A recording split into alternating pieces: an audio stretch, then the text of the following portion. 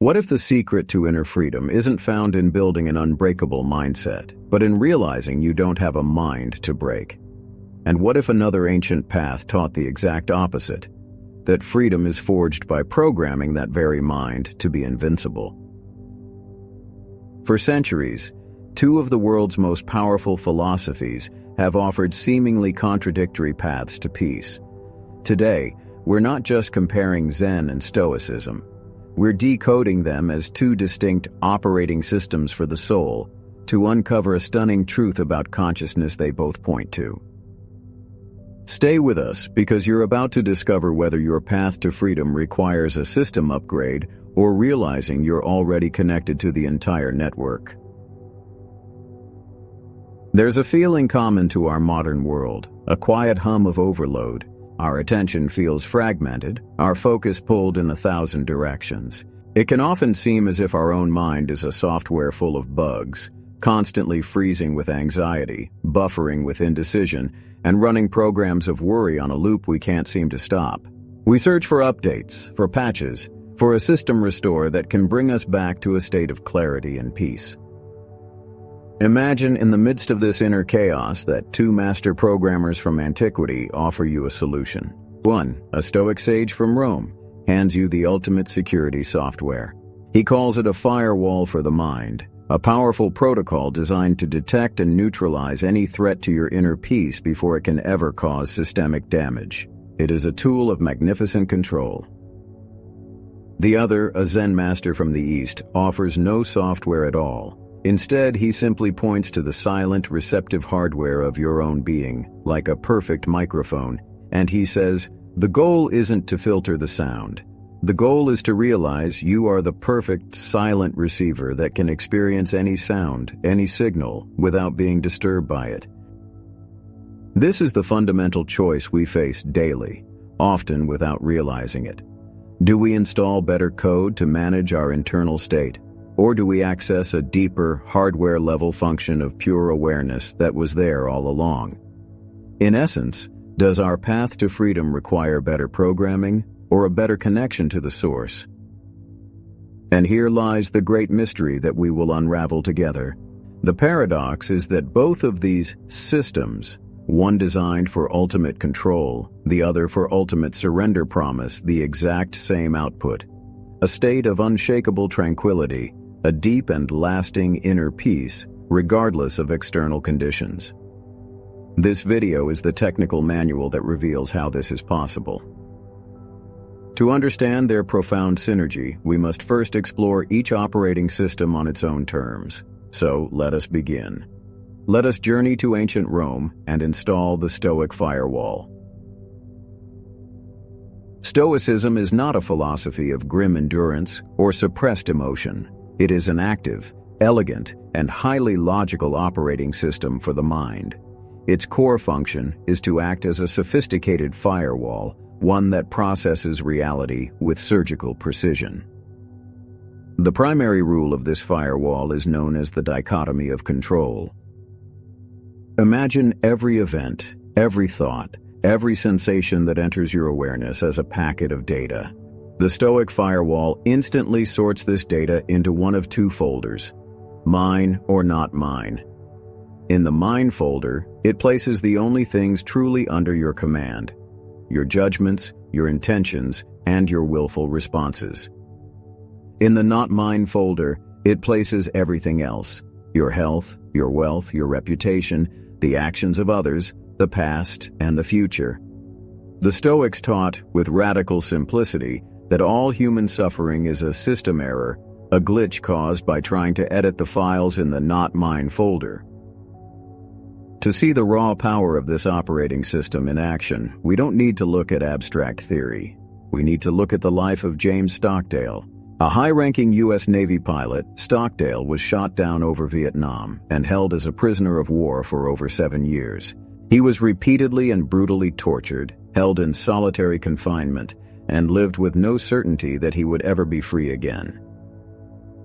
Years later, when asked how he survived, Stockdale credited his deep study of the Stoic philosopher Epictetus. In the darkness of his cell, he ran the Stoic Firewall constantly.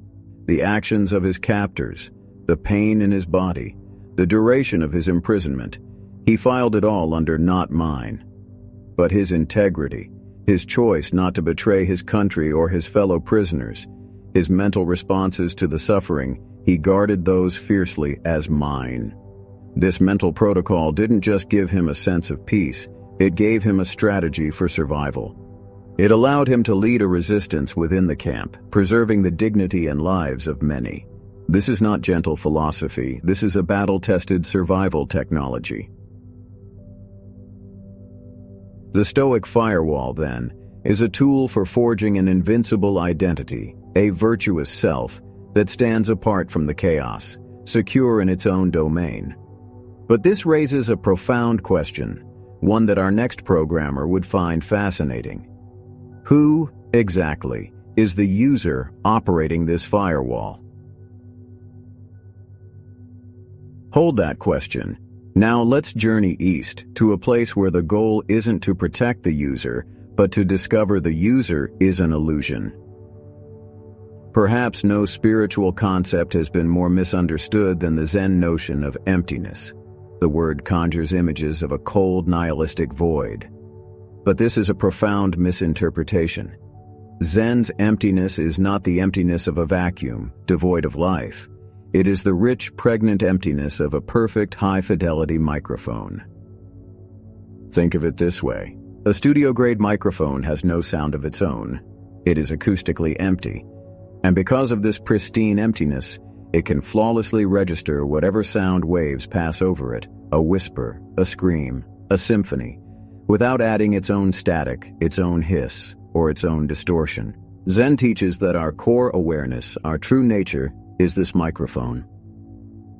Our thoughts, our feelings, our bodily sensations, these are the sounds that arise and pass away. Suffering, from this perspective, is not the sound itself. The pain of a memory or the fear of the future is just a sound wave. The real suffering comes from the self-generated static of judgment, commentary, and identification that we layer on top of it. It's that inner voice that says, "I hate this feeling. This anxiety is unbearable." Or, most critically, "This sound is me." Enlightenment, in this profound sense, is simply the realization that you are not the sound, nor are you the static. You are the silent, spacious, receptive field of the microphone itself, the silent awareness that allows all sounds to be just as they are, without resistance. This was not just an abstract idea. The legendary Zen master Dogen carried this radical teaching from China to Japan in the 13th century. He didn't just teach philosophy, he taught a specific embodied method for experiencing this pure reception. He showed his monks how to enter what we might call the anechoic chamber of the mind, a space so still that you can finally hear reality without your own echo.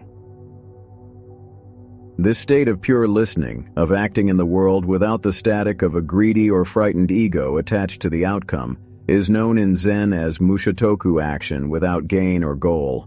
It's a beautiful concept, this idea of perfect reception. But how does one actually tune the microphone? How do we learn to enter this inner chamber and listen? The primary method for tuning this inner microphone, for learning to listen without distortion, is a practice called Zazen. Zazen, which simply means seated meditation, is often misunderstood as an attempt to stop our thoughts, to force the mind into a state of artificial silence. But the Zen masters would tell us this is a futile effort. The goal is not to create silence. The mind is a sound-producing instrument, and it will produce sounds. Instead, Zazen is the practice of entering that inner sound studio and simply listening. You sit and a thought of anxiety appears. Rather than getting lost in its story or fighting to push it away, you listen with precision. You begin to distinguish the raw sound wave of that thought from the static of your reaction to it. You might notice the anxiety as a vibration in the chest, a quickening of the breath, a certain mental tone or frequency. You are not trying to silence the sound. You are giving it your full, unbiased attention. In that moment, you are simply being the microphone. And it is here, in this space of pure observation, that we find the most fascinating connection back to our Stoic sage. the Stoic Firewall analyzes the data packet to protect the user. The Zen Microphone simply receives the data packet with perfect fidelity, which in turn reveals that the user was never separate from the data in the first place. Both are forms of radical high-resolution awareness. Both interrupt the automatic malware of emotional reactivity. The fundamental difference lies in their intent. One method fortifies the self, while the other dissolves it. So, we have one system that builds a perfect filter, and another that cultivates a perfect receiver. But how do these two elegant operating systems perform when faced with the ultimate test? What happens when they are confronted with real, raw, inescapable suffering? Let us return to that stark prison cell in Vietnam, to the unimaginable suffering endured by James Stockdale. We have seen how he deployed his Stoic Firewall, meticulously sorting his experience. The leg irons, the torturer's words, the relentless passage of time, all were classified as not mine.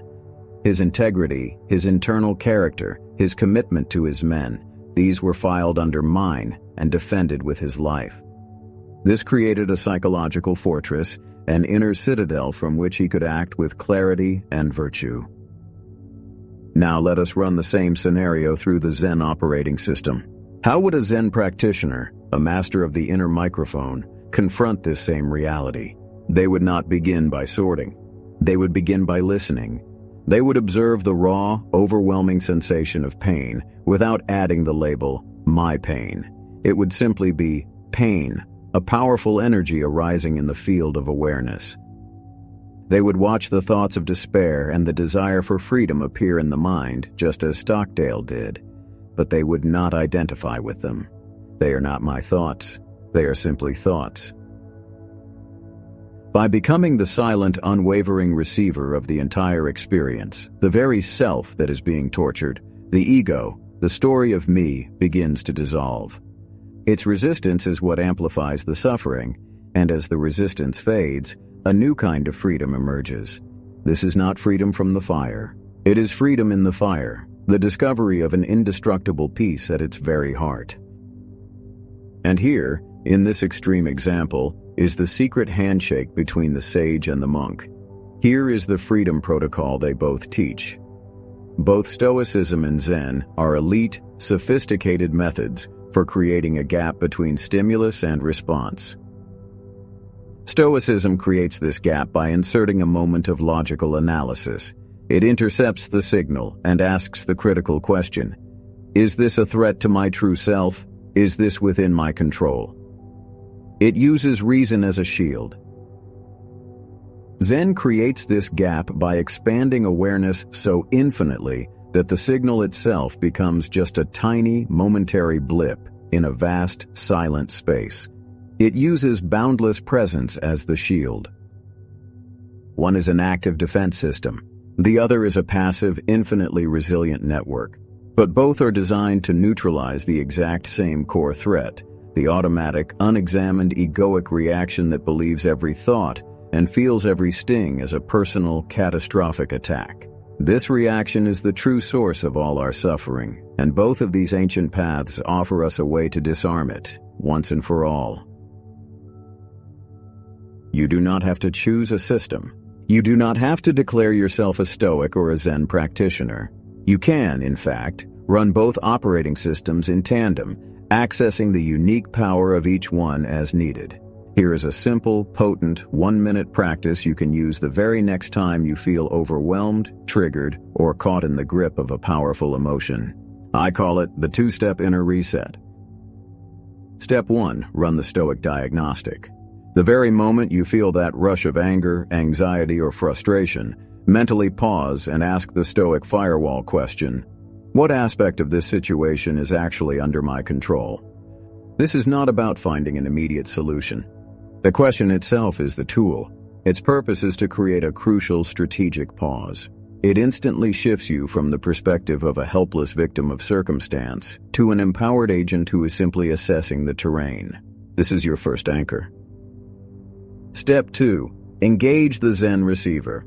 Now, for the next 30 seconds, immediately after asking the question, shift your mode of attention.